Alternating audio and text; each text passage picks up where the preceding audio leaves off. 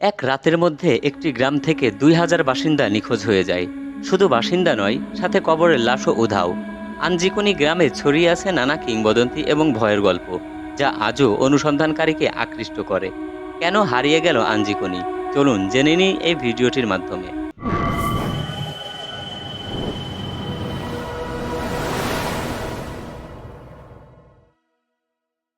কানাডার নুনাভুতের কিভালিক অঞ্চলে একটি হ্রদের নাম আঞ্জিকুনি।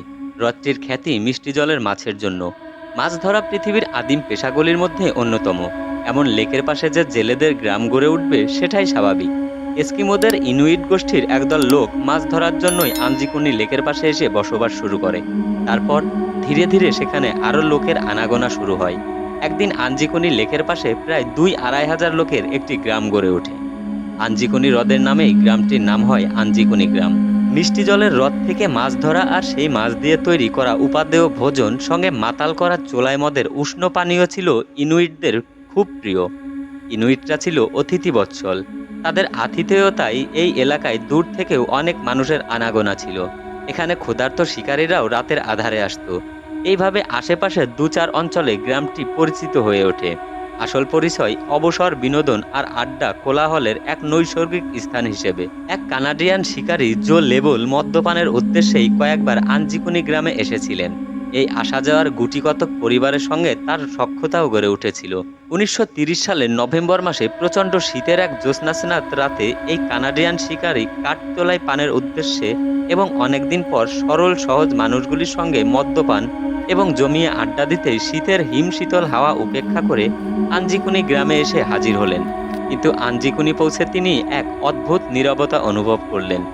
প্রথমে তিনি ভাবলেন তার মনের ভুল, কারণ সেই পরিচিত পথঘাট, ঘরবাড়ি সবই রয়েছে। যদিও তাদের একদল লোক প্রায় সারা রাতই জেগে থাকে, তবুও বেশ রাত হয়েছে, এজন্যই বোধহয় সব নীরব, হয়তো গভীর ঘুমে আচ্ছন্ন সবাই। তাদের ঘুমিয়ে পড়াটাই স্বাভাবিক, কারণ সারাদিন তারা কঠোর পরিশ্রম করে। এইসব সাত পাঁচ ভাবতে ভাবতে লেবল এক ঘর দু ঘর করে এগোতে এগোতে গ্রামের আরও ভেতরে যেতে থাকলেন। কিন্তু গ্রামের প্রায় মাঝখানে এসেও সেই নীরবতা অনুভব করলেন। কোথাও কোনো টু শব্দটি নেই, শুধু তার বুটের আর ঠান্ডা বাতাসের শব্দ ছাড়া।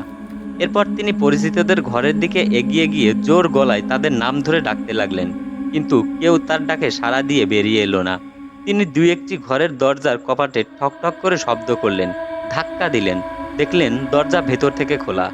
ঘরের ভেতরে এলোমেলোভাবে পড়ে আছে ইনুইটদের ব্যবহৃত জিনিসপত্র, কাপড় চোপড়, আরও নানা কিছু।